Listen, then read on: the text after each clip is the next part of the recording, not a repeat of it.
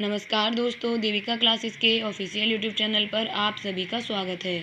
जैसा कि आप सभी को पता है कि आधुनिक भारत के प्रश्नों की प्रैक्टिस की श्रृंखला चल रही है।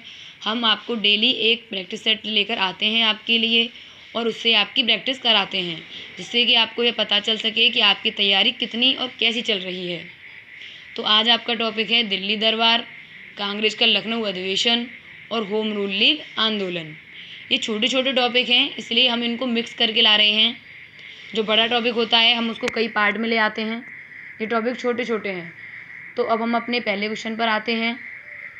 ब्रिटिश काल में दिल्ली के पहले भारत की राजधानी कहाँ थी? Option A Kolkata, option B Mumbai, option C Patna, option D Lucknow. तो इसका सही जवाब है ऑप्शन ए कोलकाता। ब्रिटिश काल में जब दिल्ली जो तो अब भारत की राजधानी बनी है, उससे पहले भारत की जो राजधानी थी वो कलकत्ता थी। अब हम अपने अगले क्वेश्चन पर आते हैं। 1912 ईस्वी में जब राजधानी कोलकाता से दिल्ली लाई गई, उस समय भारत का वायसराय कौन था? Option A Lord Minto, option B Lord Mayo, option C Lord Lawrence, option D Lord Hardinge. तो इसका सही जवाब है option D Lord Hardinge. Lord Hardinge के समय में ही कलकत्ता से राजधानी दिल्ली लाई गई थी, जो कि अभी भी हमारी राजधानी भारत की दिल्ली ही है। अब हम अपने अगले क्वेश्चन पर आते हैं। किस वर्ष भारत की राजधानी दिल्ली से कोलकाता लाने की घोषणा की गई? Option A 1910, option B 1911, option C 1916, option D 1923। तो इसका सही जवाब है ऑप्शन बी 1911। सन 1911 में राजधानी दिल्ली लाने के लिए घोषणा की गई थी, स्थापित नहीं हुई थी, केवल घोषणा की गई थी। अब हम अपने अगले क्वेश्चन पर आते हैं। दिल्ली में किस राज्य की प्रवेश के अवसर पर बम फेंका गया था? यानी कि कौन आया था, किसका राज्य की प्रवेश हो रहा था जिसके अवसर पर बम फेंका गया था? ऑप्शन ए लॉर्ड कर्जन पर, ऑप्शन बी लॉर्ड मेयो पर, ऑप्शन सी लॉर्ड मिंटो पर, ऑप्शन डी लॉर्ड हार्डिंग पर। तो इसका सही जवाब है ऑप्शन डी लॉर्ड हार्डिंग पर। लॉर्ड हार्डिंग का राज्य की प्रवेश हो रहा था, उसी टाइम उस पर बम फेंका गया था। अब हम अपने अगले क्वेश्चन पर आते हैं। क्रांतिकारी जो हार्डिंग बम कांड में शामिल नहीं था? Option A master Amirchand, option B Bhagwati Charan Vohra, option C Bal Mukund, option D Awadh Bihari. तो इसका सही जवाब है ऑप्शन बी भगवती चरण बोहरा। भगवती चरण बोहरा का हार्डिंग बम कांड से कोई मामला था ही नहीं, ये उससे शामिल ही नहीं थे उसमें। अब हम अपने अगले क्वेश्चन पर आते हैं। ब्रिटिश शासन के दौरान बिहार को एक अलग प्रांत का दर्जा किस वर्ष प्राप्त हुआ? Option A 1905, option B 1912, option C 1936, option D 1946। तो इसका सही जवाब है ऑप्शन बी 1912। 1912 में बिहार और उड़ीसा को बंगाल से अलग कर दिया गया था और इसका विभाजन 1912 में लागू हुआ था और बिहार को 1 अप्रैल 1936 को उड़ीसा बिहार से अलग कर दिया गया था। पहले तो बंगाल से बिहार और उड़ीसा को अलग किया गया था, उसके बाद उड़ीसा और बिहार यानी कि उड़ीसा से बिहार को अलग किया गया था। वो किया गया था 1 अप्रैल 1936 को। अब हम अपने अगले क्वेश्चन पर आते हैं। दिल्ली भारत की राजधानी कब बनी? Option A 1910, option B 1912, option C 1916, option D 1923। तो इसका सही जवाब है ऑप्शन बी 1912। 1911 में केवल घोषणा हुई थी और उस जो लागू हुई थी, जो स्थानांतरित की गई थी, वह 1912 में की गई थी। अब हम अपने अगले क्वेश्चन पर आते हैं। दिसंबर 1916 में इंडियन नेशनल कांग्रेस तथा इंडियन मुस्लिम लीग ने एक ही समय पर अपने अधिवेशन आयोजित किए थे। ऑप्शन ए अलीगढ़ में, ऑप्शन बी इलाहाबाद में, ऑप्शन सी लखनऊ में, ऑप्शन डी लाहौर में। तो इसका सही जवाब है ऑप्शन सी लखनऊ में। 1916 में लखनऊ में कांग्रेस ने और मुस्लिम लीग ने अपना अधिवेशन एक ही समय पर आयोजित किया था।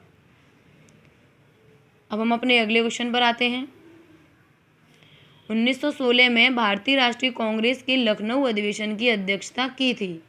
ऑप्शन ए एनी बेसेंट ने, ऑप्शन बी लाला लाजपत राय ने, ऑप्शन सी मोतीलाल नेहरू ने, ऑप्शन डी एस.सी. मजूमदार ने। तो इसका सही जवाब है ऑप्शन डी ए.सी. मजूमदार ने। इनका पूरा नाम है अंबिका चरण मजूमदार। अंबिका चरण मजूमदार ने 1916 में कांग्रेस के लखनऊ अधिवेशन की अध्यक्षता की थी।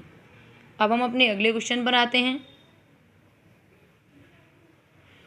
अतिवादियों एवं उदारवादियों के पुनर्निर्मलन की प्रक्रिया में प्रमुख शिल्पी निम्न में से कौन था? यानी कि ये वही नाम है नरम दल और गरम दल। ये गरम दल और ये नरम दल। Option A Annie Besant, option B M.A. Jinnah, option C madam Cama, option D Firoz Shah Mehta. तो इसका सही जवाब है option A Annie Besant. Annie Besant एक प्रमुख शिल्पी थी उदारवादियों और उग्रवादियों के बीच की। हमारा अगला क्वेश्चन है, वर्ष 1916 में मुस्लिम लीग और कांग्रेस के मध्य किसने समझौता कराया था?